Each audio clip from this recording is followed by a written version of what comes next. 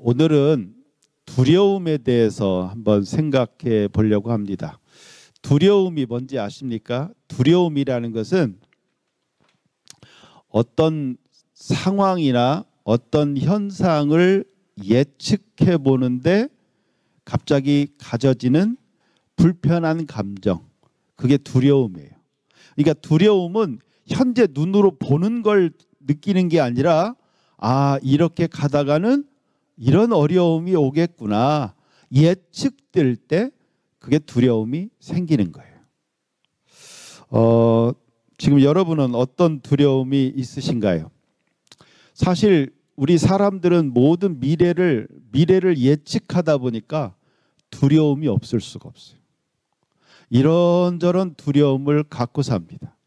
가족들에 대해서 두려움이 생기고, 직장에서도 두려움이 생기고, 건강에 대해서도 두려움이 생기고. 근데 이 두려움을 가지고 있으면요, 온전히 하나님을 섬길 수가 없어요. 온전히 하나님과 내가 교통할 수가 없습니다.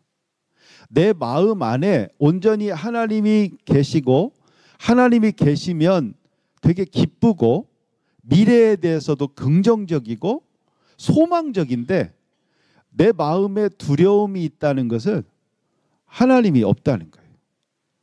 하나님이 없는 그 공간만큼 두려움이 내 마음을 짓누릅니다. 두려움이 짓누르면 어떻게 되느냐? 기도도 안 되고, 찬양을 들어도 은혜가 안 되고, 하나님 말씀도 안 들려요. 하나님과 멀어지는 거예요. 그래서 우리 성도들은 이 두려움, 내 마음속에 두려움이 있다. 그럼 이 두려움을 그냥 두어서는 안 돼요. 이 두려움이 점점 커지는 거거든요. 빨리 이 두려움을 몰아내야 돼요. 두려움을 극복해야 됩니다. 그래서 오늘 이 시간에는 정말 우리 마음속에 지금 두려움이 있는가 한번 생각해 보시고, 이 두려움을 어떻게 극복할 것인가, 그것을 한번 말씀에 빗대서 생각해 보려고 합니다. 지난주 큐티 말씀 가운데 보면 바울 사도도 두려움에 휩싸인 그런 일들이 있었습니다. 자, 어떤 말씀인가? 사도행전 18장 4절에서 6절까지 말씀 읽어보겠습니다. 바울은 안식일마다 회당에서 유대인과 그리스도인과 함께 토론을 하면서 그들을 설득하려 했습니다. 실라와 디모데가 마게도니아에서 고린도로 온 이후 바울은 말씀을 전하는 일에만 힘썼습니다. 그는 예수님께서 그리스도이심을 유대인에게 증언했습니다. 그러나 그들은 바울에게 대들며 욕을 했습니다. 그래서 바울은 자기 옷에서 먼지를 털며 그들에게 말했습니다. 여러분이 구원받지 못한다면 그것은 여러분의 책임입니다. 나에게는 잘못이 없습니다. 이제 나는 이방인들에게 가겠습니다. 바울 사도는 여기저기 다니면서 전도를 했는데, 이 말씀은 고린도라고 하는 도시에서 바울 사도가 유대 회당에 가서 복음을 전할 때 일입니다. 그런데 많은 사람들이요, 바울에게 욕을 하고 대들면서 전도를 거부했어요. 그러나 모든 사람이 바울 사도의 전도를 거부한 것이 아니었습니다. 그 중에 또 예수님을 믿는 사람도 있었어요. 어떤 말씀인가? 18장 8절 말씀 읽겠습니다. 회당장 그리스보와 그의 온 집안 식구가 주님을 믿었습니다. 그러자 고린도에 사는 다른 많은 사람들이 이 소식을 듣고 예수님을 믿고 세례를 받았습니다. 회당장, 유대인들이 모이는 회당의 그 리더가 회당장이거든요. 그런데 성령님이 역사하셔서 많은 사람들이 바울에게 욕하고 대들었는데 그 회당장이 예수님을 믿게 된 거예요.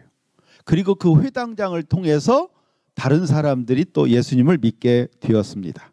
자, 그럼 이때 바울 사도의 마음은 어땠을까요? 전도를 거부하고 자기에게 욕하면서 대들던 사람들을 보면서 낙심하고 두려워하는 마음이 컸을까요? 아니면 정말 저런 가운데서도 복음을 듣고 예수님을 믿는 성도들을 보면서 그래, 내가 더 열심히 전도해야지, 이렇게 긍정적으로 그 상황을 받아들였을까요? 바울 사도는 어떻게 그 상황을 받아들였을까요? 바울 사도 정도 되면 거부한 사람들, 욕하는 사람들보다 예수님을 믿는 사람들을 보면서 더 열심히 전도했겠지, 이렇게 생각할 수 있겠지요. 그러나 그렇지가 않았습니다. 사실 바울 사도는요, 전도 여행을 다닐 때마다 핍박과 어려움이 있었어요. 어디에서는 돌에 맞아 죽을 뻔하기도 하고, 어느 곳에서는 감옥에 갇히기도 하고, 또 많은 사람들이 폭동을 일으켜서 도망 다니기도 했습니다. 그러다가 이 고린도라는 도시에 왔어요. 왔는데 여기도 바울 사도에게 욕하면서 대드는 사람이 있었던 거예요. 그래서 이 바울 사도는 그런 어려움을 이 도시에서도 또 겪을까봐 그 욕하며 대드는 사람들을 볼 때 두려운 마음이 들었습니다. 바울 사도가 두려웠는지 어떻게 아냐고요? 성경은 이렇게 말씀합니다. 사도행전 18장 9절에서 10절 말씀인데 읽어보겠습니다. 어느 날 밤 환상 중에 주님께서 바울에게 말씀하셨습니다. 두려워하지 마라. 조용히 있지 말고 계속해서 말하여라. 내가 너와 함께 있다. 내 백성이 이 도시에 많다. 그러므로 아무도 너를 공격하거나 해치지 못할 것이다. 제가 하나님이 이 바울 사도에게 했던 말씀을 쉽게 바꿔보겠습니다. 내가 너와 함께하고 있고 내가 구원하기로 결정한 내 백성들이 이 도시에 많다. 그러니까 지금 전도가 방해받을까 봐 두려워하지 말고 조용히 있지 말고 계속해서 전도하여라. 그렇게 말씀하는 거예요. 하나님이 왜 이렇게 바울 사도에게 말씀할까요? 두려워하지 마라. 왜 그랬을까요? 바울 사도가 마음속에 두려움이 있었기 때문에. 두려워하는 바울 사도에게 하나님은 환상 가운데 음성으로 이렇게 말씀하시면서 바울 사도에게 안심을 시켜주고 있는 것입니다. 바울 사도는 하나님의 이 말씀을 믿음으로 받고 두려움을 극복했을까요? 아니면 여전히 두려움에 억눌려서 지냈을까요? 어땠을 것 같습니까? 사도행전 18장 11절 말씀 읽겠습니다. 바울은 그곳에 1년 6개월 동안을 머물면서 사람들에게 하나님의 말씀을 가르쳤습니다. 예, 이 말씀을 봤을 때 바울은 어때요? 하나님의 말씀을 듣고 두려움을 극복했어요. 아하, 내가 이 도시에 더 있어도 되겠구나. 하나님이 나를 지켜주시는구나. 그래서 1년 6개월 더 있으면서 사람들에게 복음을 전했고, 그때 믿었던 사람들이 모여서 만들어진 것이 고린도 교회입니다. 어떤 사람이 두려움을 극복하느냐?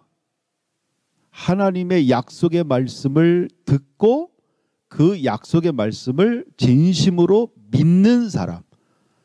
그 믿을 때 그 마음의 두려움이 사라지고 정말 하나님과 동행하면서 평안을 누릴 수가 있다는 것입니다. 그런데 하나님의 응답이 있기 전에 성경에 기록되지 않은 말씀이 있습니다. 보통 책을 읽을 때 행간을 읽어야 된다, 그런 얘기 들어보셨죠? 책이란 글자에 모든 상황을 다 적을 수 없어요. 그러니까 글자를 읽을 때는 문자적으로만 읽으면 안 되고 그 글과 글 사이, 그 행간에 글로 옮기지 못한 상황이 있을 거라는 것을 생각하면서 읽어야 된다는 거예요. 자, 하나님이 두려워하지 말라고 응답해 주시기 전에 바울 사도는 어땠을까요? 바울 사도는 그냥 마음속으로 두려워만 하고 있었는데 하나님이 어느 날 두려워하지 말라 그렇게 말씀하셨을까요? 아니면 바울 사도는 그 두려움을 가지고 하나님께 기도했을까요? 여러분, 어떻게 바울 사도는 어떻게 했을 것 같습니까? 바울 사도는 분명히 하나님께 기도했을 것입니다. 하나님, 저는 두렵습니다. 저 나에게 욕하고 대들었던 저 사람들이 다른 도시에서처럼 폭동을 일으켜서 전도를 방해할까 봐 두렵습니다. 하나님께 기도했을 거예요. 왜냐? 이 기도의 법칙이 그렇습니다. 자, 예레미야 33장 3절 말씀 읽겠습니다. 너는 나에게 부르짖어라. 그러면 내가 내게 응답하겠고 내가 전에 알지 못하던 놀라운 일들과 비밀들을 일러주겠다. 이게 응답의 법칙입니다. 하나님이 왜 바울 사도에게 두려워하지 마라, 내가 너와 함께한다, 이 사람들이 너를 해치지 않을 것이다, 왜 그렇게 말을 했을까요? 그것은 오늘 이 예레미야 말씀의 근거에서 바울 사도가 그렇게 하나님께 기도했기 때문에, 기도하는 사람에게 응답하는 거예요. 누가 나에게 질문했을 때 내가 대답하는 거예요. 그렇기 때문에 바울 사도는 두려워만 한 것이 아니라 그 두려움을 가지고 하나님께 솔직하게 하나님께 기도하면서 자신의 두려움을 맡겼을 것입니다. 그렇기 때문에 하나님은 바울 사도에게 두려워하지 마라, 내가 너와 함께한다, 저 사람들이 너를 해치지 못할 것이다, 하나님은 그렇게 말씀해 주셨던 것입니다. 바울 사도니까 하나님이 이렇게 말씀해 주셨다? 아니에요. 저와 여러분도 똑같이 예레미야 33장 3장의 응답의 법칙은 저와 여러분에게도 그대로 동일합니다. 우리도 하나님께 그렇게 기도하면 하나님은 역시 똑같이 우리에게도 응답해 주십니다. 왜냐? 예레미야가 말씀하신 그 하나님이 바로 저와 여러분이 믿는 하나님이기 때문입니다. 그래서 우리는 두려움이 있을 때, 걱정이 있을 때, 염려가 있을 때 우리는 하나님께 솔직하게 그걸 가지고 나가서 기도해야 돼요. 기도하면 하나님이 응답해 주시는 거예요. 지금부터 19년 전에 2005년 3월 달에 우리 교회가 저 서울신대 존 토마스홀을 빌려서 전도 축제를 한 적이 있었습니다. 그때 저는 한 달 동안 오후에 자고 저녁에 일어나서 그 다음날 새벽 예배 때까지 전도지를 갖고 부천 전역을 다녔어요. 자동차에도 꽂고 집에 대문에도 붙이고 아파트도 몰래 들어가 가지고 사람들한테 이렇게 차에도 꽂고 그러다가 쫓겨나기도 하고 한 달 동안 전도를 그렇게 했는데 전도지를 몇 장을 썼냐면 10만 장을 썼습니다. 10만 장. 저는 그때 그렇게 전도하면서 기대를 했어요. 10만 장에 0.1%만이라도 응답이 있으면 좋겠다. 0.1%가 몇 명이냐면 100명이에요. 100명. 그렇게 한 달 동안 열심히 전도하고 전도 축제를 했는데 결과는 허무하게 끝났습니다. 저는 되게 낙심하고 좌절했어요. 솔직히 두려웠어요. 현실의 벽이 이렇게 높구나. 서울신대 비전 어렵겠구나. 얼마나 낙심이 되는지 모르겠어요. 저는 그러다가 청년들 한 5명 데리고 안양에 있는 갈멜산 기도원에 갔습니다. 그 기도원에 가가지고 제가 청년들한테 그렇게 기도했어요. 우리 산에 올라가서 우리 교회를 위해서 기도하자. 그리고 하나님께 우리 교회에 대해서 하나님이 어떤 말씀을 하시는지 그 말씀을 듣자. 그리고 보냈습니다. 저도 그때 기도를 했는데 사실 저는 그때 낙심하고 좌절하고 두려움에 휩싸였기 때문에 기도를 해도 하나님이 밝게 느껴졌어요. 그래서 저는 특별히 응답을 못 받았어요. 그리고 이제 한참 후에 다시 모여서 나누는 시간을 가졌습니다. 자, 너희들이 기도했을 때 특별히 하나님이 하시는 말씀이 있더냐 그랬더니 지금 장로교 목사 사모가 된 그때 당시 백선미 자매라고 있었어요. 이 백선미 자매는 예수전도단에서 DTS도 하고 활동도 하고 그렇게 학교에 와서 학교 다니다가 우리 교회에 다닌 자매였어요. 되게 신실하고 찬양 인도도 하고 깊이 기도하고 하나님의 음성을 들으려고 애를 쓰는 그런 자매였습니다. 그런데 이 자매가 저한테 그렇게 묻는 거예요. 목사님, 혹시 성경에 이 성 중에 내 백성이 많다라는 구절이 있어요? 그렇게 묻는 거예요. 그래서 제가 있어. 사도행전에 있어. 그렇게 대답을 했습니다. 그랬더니 이 자매가 우리 교회를 위해서 하나님 말씀해 주십시오. 우리 교회를 위해서 기도하고 있는데 이렇게 조용히 이렇게 묵상으로 기도하는데 이 성 중에 내 백성이 많다. 이 구절이 떠오르더라는 거예요. 자기는 성경 구절 중에 이런 구절이 있는지도 몰랐는데 갑자기 그런 구절이 떠올랐다는 거예요. 그래서 나한테 묻는 거예요. 저는 그때 그 말씀을 성령님이 우리 교회에 주시는 말씀으로 받았습니다. 그리고 이렇게 생각했어요. 그래, 부천에 하나님이 구원하기로 선택한 하나님의 백성이 많다. 우리 교회가 언젠가 서울신대에 올라가면 하나님은 반드시 그 백성들을 서울신대로 오게 하실 것이다. 그때까지 믿음으로 기다리자. 저는 그때 그렇게 기도하고 그 백선미 자매에게 주셨던 그 말씀을 하나님은 우리 교회에 주신 말씀으로 저는 믿음으로 받아들였어요. 그렇게 제가 믿음으로 받아들이니까 제가 좌절하고 낙심했던 그 마음이 회복이 됐어요. 그래, 반드시 하나님의 백성이 있구나. 제가 돌이켜보니까 그때 아마 그 말씀을 받지 못했다면 저는 되게 연약한 사람이거든요. 아마 그 좌절과 낙심 속에서 그러다가 아마 비전도 포기하고 어디론가 다른 데로 도망갔을지도 모르겠어요. 근데 그때 주신 그 말씀을 내가 믿음으로 받았고 그 믿음으로 받았기 때문에 제 마음이 회복이 되고 그래서 20여 년 동안 제가 믿음으로 기다리다가 이렇게 서울신대에 올라오게 된 것입니다. 이제 저는 우리 교회가 해야 할 일은 바로 그거 같아요. 아까 바울 사도에게 하나님이 말씀하신 거, 두려워하지 마라. 내가 너와 함께 하겠다.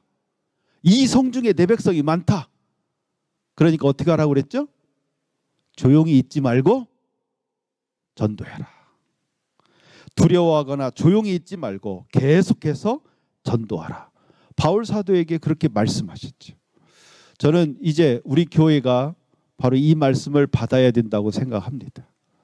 바울 사도가 하나님이 두려워하고 있을 때 하나님이 하신 그 말씀을 믿음으로 받아들이고 정말 회복이 되어서 열심히 1년 6개월 동안 복음을 전한 결과 고린도 교회가 세워진 것처럼 우리 교회도 정말 주님의 말씀을 그대로 믿고 계속해서 전도하면 서울신대 비전도 이루어질 거라고 저는 믿습니다.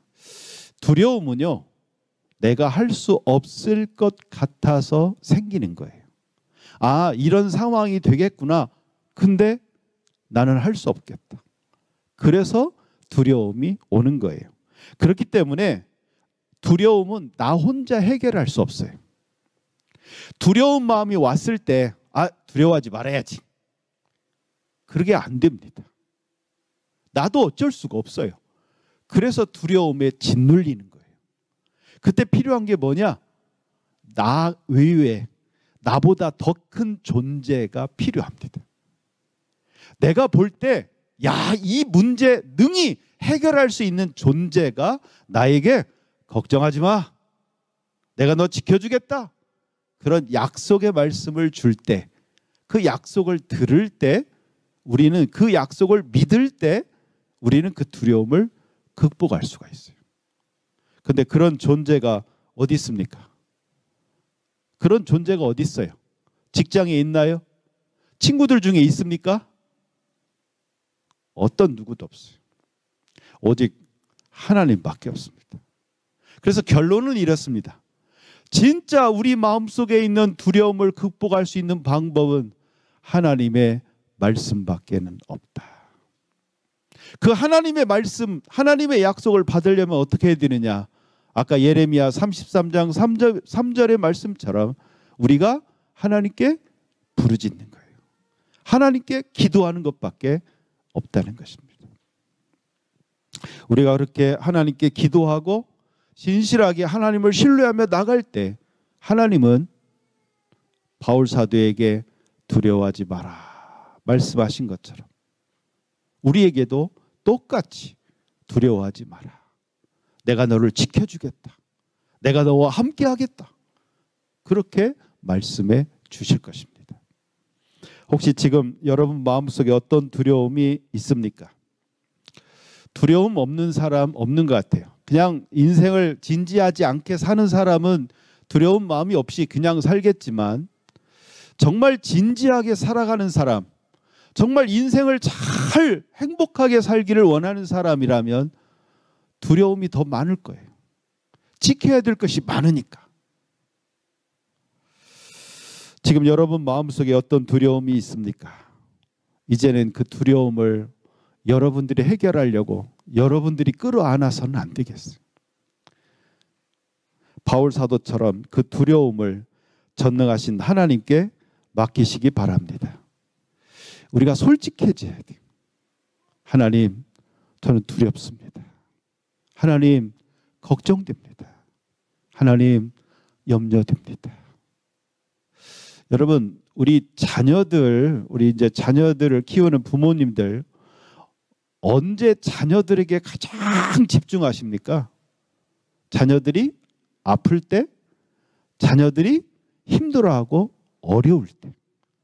평상시는 그냥 자녀들 별로 그렇게 신경 안 쓰지요.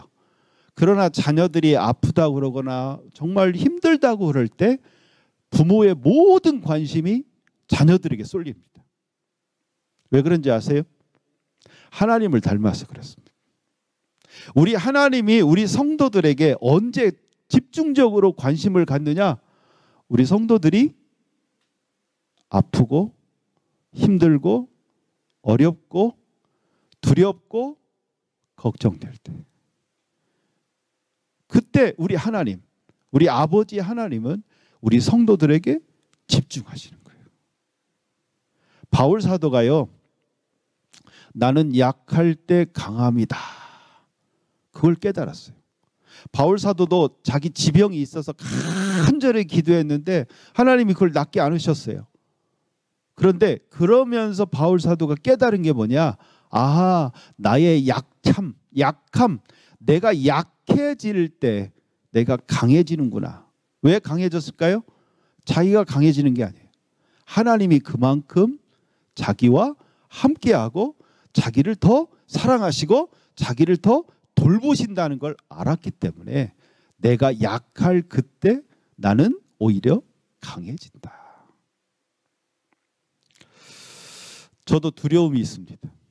뭐 자녀들에 대한 두려움도 있고 사실 교회에 대한 두려움도 있고 뭐 여러 가지 그런 것들이, 어떤 때는 그 두려움이 엄습해 올 때도 있어요. 항상 믿음 충만한 것은 아니에요. 어떤 때는 두려움에 몸부림쳐서 잠을 못 잘 때도 있어요. 근데 오늘 법칙, 두려움을 극복하는 법칙은 다른 게 없어요. 여러분, 빛을 이기는 방법이 뭔지 아십니까? 아니, 어둠을 이기는 방법, 빛이 오면 되는 거예요. 어둠을 물리치려고 노력할 필요 없어요.